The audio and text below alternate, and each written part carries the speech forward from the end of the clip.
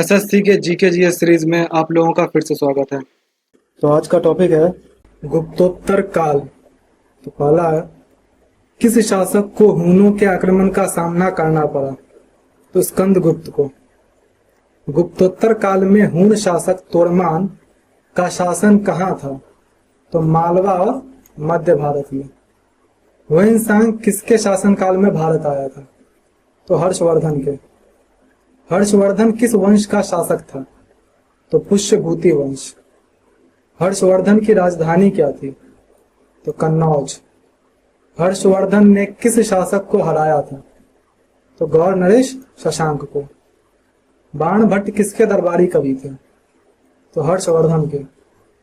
हर्षचरित नामक जीवनी किसने लिखी थी? तो बाणभट्ट ने। नागानंद, रत्नावली और प्रियदर्शिका नामक नाटक किसने लिखे थे? तो हर्षवर्धन ने। किस शासक को शिलादित्य के नाम से भी जाना जाता था? तो हर्षवर्धन को। हुएनसांग की भारत यात्रा का उद्देश्य क्या था? तो बौद्ध ग्रंथों का अध्ययन और संग्रह। हुएनसांग को किस नाम से जाना जाता है? तो यात्रियों का राजकुमार, बुद्धि का सागर, नीति का पंडित, ये सभी। और इसके अलावा वर्तमान शाक्य मुनि भी कहा जाता है। त्रिपक्षीय संघर्ष किसके बीच हुआ था? तो पाल, प्रतिहार और राष्ट्रकूट। त्रिपक्षीय संघर्ष का मुख्य कारण क्या था? तो कन्नौज पर नियंत्रण। त्रिपक्षीय संघर्ष में किस वंश ने अंततः विजय प्राप्त की? तो प्रतिहार में। महरौली लौह स्तंभ में किस शासक का नाम चंद्र के रूप में अंकित है? तो चंद्रगुप्त द्वितीय का। हर्षवर्धन ने अपनी राजधानी थानेश्वर से कहां स्थानांतरित की थी? तो कन्नौज में। हर्षवर्धन के शासन काल में महान बौद्ध भिक्षु कौन थे जिन्होंने उसे बौद्ध धर्म में परिवर्तित किया? तो हुएनसांग। हर्षवर्धन ने प्रयाग में किस धार्मिक सभा का आयोजन किया था? तो प्रयाग में किया था महामोक्ष परिषद का। तो कन्नौज में किया था जो बौद्ध वाला, जो क्या बोलते हैं उसको, बौद्धों के लिए जो है एक नया महोत्सव का आयोजन किया था। पुलकेशिन द्वितीय ने हर्षवर्धन को किस नदी के तट पर हराया था? तो नर्मदा नदी। हर्षवर्धन के समय राजकीय मुहर पर कौन सा चिन्ह था? तो बैल और सूर्य। हुएनसांग ने किस विश्वविद्यालय में अध्ययन किया था? तो नालंदा में। गुप्तोत्तर काल में व्यापार का मुख्य केंद्र कौन सा था? तो ताम्रलिप्ति। गुप्तोत्तर काल में भू राजस्व का मुख्य स्रोत, भू राजस्व कितना था? तो उपज का 1/6 भाग। हुएनसांग की भारत यात्रा का विवरण किस पुस्तक में मिलता है? तो CU की। पुष्यभूति वंश का संस्थापक कौन था? तो पुष्यभूति था। हर्षवर्धन का राज्याभिषेक किस वर्ष हुआ था? तो 606 ईस्वी में। हर्षवर्धन और पुलकेशिन द्वितीय के बीच युद्ध का वर्णन किस अभिलेख में मिलता है? तो पुलकेशिन द्वितीय के ऐहोल अभिलेख में। चालुक्य वंश का सबसे प्रसिद्ध शासक कौन था? तो पुलकेशिन द्वितीय। कदंब राजवंश की स्थापना किसने की थी? तो मयूर शर्मन ने की थी। शशांक किस धर्म का कट्टर विरोधी था? तो बौद्ध धर्म का। गुप्तोत्तर काल में किस विश्वविद्यालय को बौद्ध धर्म के केंद्र के रूप में जाना जाता था? तो नालंदा को। गुप्तोत्तर काल में राजस्व का मुख्य स्रोत क्या था? तो भू राजस्व था। हर्षवर्धन के समय राजस्व के लिए कौन सा अधिकारी जिम्मेदार था? तो भंडागारिक था। हुएनसांग की यात्रा के समय चालुक्य शासक कौन था? तो पुलकेशिन द्वितीय था। गुप्तोत्तर काल में दक्षिण भारत में कौन सा राजवंश उभर रहा था? तो पल्लव उभर रहा था। ऐहोल अभिलेख का लेखक कौन था? तो रविकीर्ति था। हर्षवर्धन के बाद किस शासक ने कन्नौज पर नियंत्रण स्थापित किया? तो इन तीनों में से कोई भी नहीं, क्योंकि राष्ट्रीय प्रतिहार शासक जो है उसने विजय प्राप्त की थी, लेकिन हर्षवर्धन के बाद में उसने आयुध वंश का उस समय शासक था, उस समय शासन चल रहा था, और उसको जो है प्रतिहार वंश और पाल वंश जो है उसके लिए प्रतिद्वंदता कर रहे थे, और राष्ट्रकूट वंश जो है वो इंटरफेयर कर रहा था। लेकिन इसका आंसर होगा इनमें से कोई नहीं। पाल वंश का संस्थापक कौन था? तो गोपाल था। प्रतिहार वंश का संस्थापक कौन था? तो नागभट्ट प्रथम था। राष्ट्रकूट वंश का संस्थापक कौन था? तो दंती दुर्ग था। चालुक्य वंश की राजधानी क्या थी? तो वातापी या बादामी। गुप्तोत्तर काल में ग्राम प्रशासन की सबसे छोटी इकाई क्या थी? तो ग्राम सभा। कौमुदी महोत्सव नामक नाटक किसने लिखा था? तो वज्जिका ने लिखा था। शशांक किस क्षेत्र का शासक था? तो गौड़ या बंगाल। हर्ष के समय महान बौद्ध विद्वान कौन थे? तो जयसेन। हुएनसांग ने किस बंदरगाह से चीन वापस यात्रा की? तो ताम्रलिप्ति से। मतलब दोबारा से चीन वो किस बंदरगाह से गया था? तो ताम्रलिप्ति से। गुप्तोत्तर काल में किसानों पर कौन सा कर लगाया जाता था? तो भाग, भोग, बलिकर, ये तीनों ही। त्रिपक्षीय संघर्ष में भाग लेने वाले पाल शासक का नाम क्या था? तो सबसे पहले जो उसने लिया था वो था धर्मपाल। त्रिपक्षीय संघर्ष में भाग लेने वाले प्रतिहार शासक का नाम क्या था? मतलब किसने स्टार्ट किया था? तो वो था वत्सराज। त्रिपक्षीय संघर्ष में भाग लेने वाला पहला राष्ट्रकूट शासक का नाम क्या था? तो ध्रुव। हर्षवर्धन ने किस विश्वविद्यालय को दान दिया था? तो नालंदा को।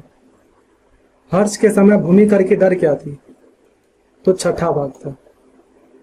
गुप्तोत्तर काल में न्याय के लिए कौन जिम्मेदार था? तो राजा, ग्रामिक, महानायक, ये तीनों ही। हुएनसांग के अनुसार भारत को क्या कहा जाता था? तो यिन तू कहा जाता था। जो चीनी थे वो लोग यिन तू कहते थे भारत को। हर्ष के साम्राज्य की सीमा किस नदी तक फैली हुई थी? तो नर्मदा नदी तक, क्योंकि यहीं पर जो है पुलकेशिन द्वितीय और हर्ष के बीच युद्ध हुआ था। मालविकाग्नि मित्रम नामक नाटक के लेखक कौन थे? तो कालिदास थे।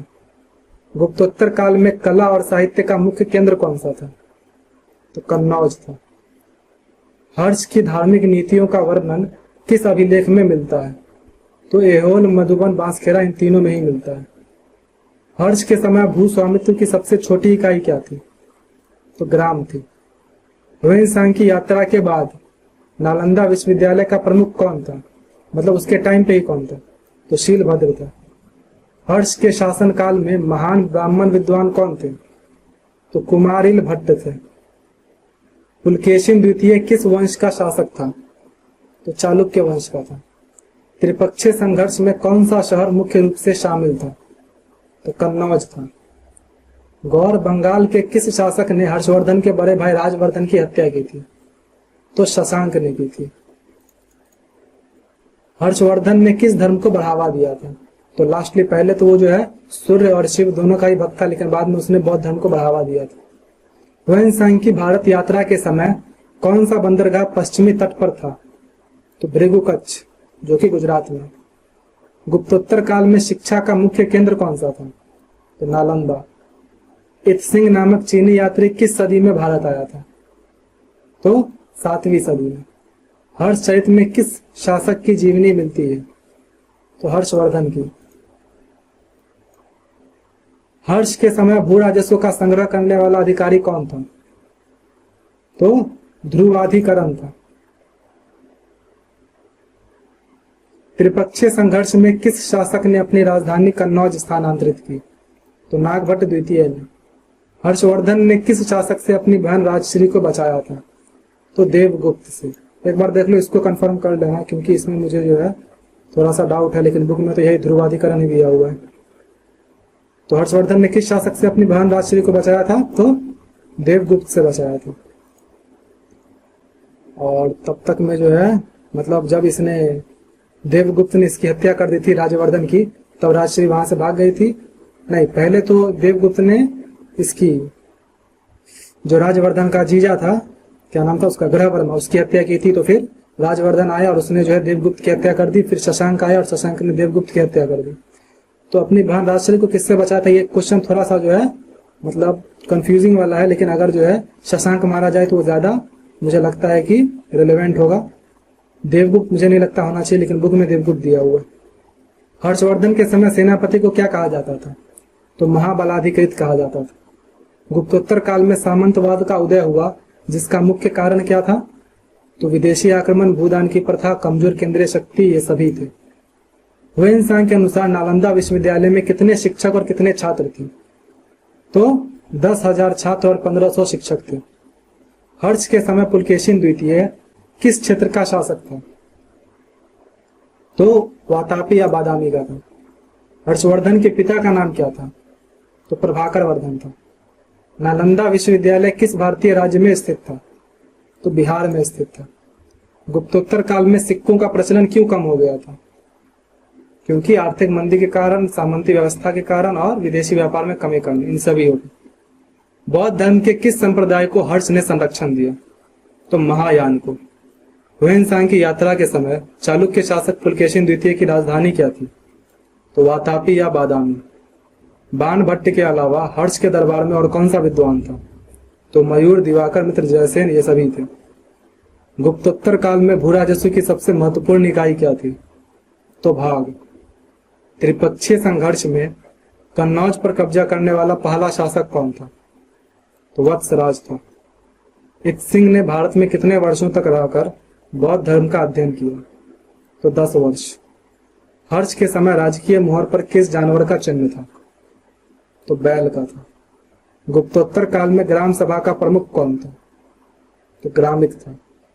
हर्षवर्धन के साम्राज्य का विस्तार किस क्षेत्र तक था? तो उत्तरी और पूर्वी भारत।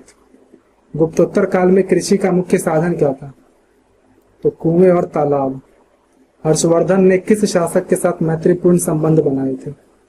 तो भास्कर वर्मा, जो कि कामरूप का शासक था। पाल वंश का कौन सा शासक कन्नौज के त्रिपक्षीय संघर्ष में भाग लिया था, मतलब सबसे पहले? तो धर्मपाल ने।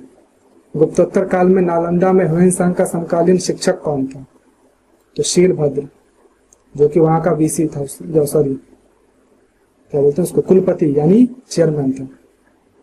हुनों के आक्रमण से किस गुप्त शासक का साम्राज्य कमजोर हुआ? तो स्कंदगुप्त का। त्रिपक्षीय संघर्ष में कन्नौज पर नियंत्रण के लिए कौन से राजवंश आपस में लड़ रहे थे? तो पाल, प्रतिहार और राष्ट्रकूट। बाणभट्ट की कौन सी रचना हर्ष के जीवन का वर्णन करती है? तो हर्षचरित। हर्षवर्धन को पुलकेशिन द्वितीय ने कहाँ हराया था? तो नर्मदा नदी के तट पर। हर्ष के साम्राज्य का प्रशासन किस प्रणाली पर आधारित था? तो सामंतवादी प्रणाली पर। हुनों के आक्रमण के बाद भारत में किस क्षेत्र में नए राजवंशों का उदय हुआ? तो उत्तरी भारत में। गुप्तोत्तर काल में सामाजिक और आर्थिक ढांचे में क्या बदलाव आया? तो सामंतवादी व्यवस्था का विकास हुआ। और इस तरह से गुप्तोत्तर काल खत्म होता है। आपका जो भी स्कोर हुआ कमेंट कर दीजिए एंड मिलते हैं नेक्स्ट वीडियो में।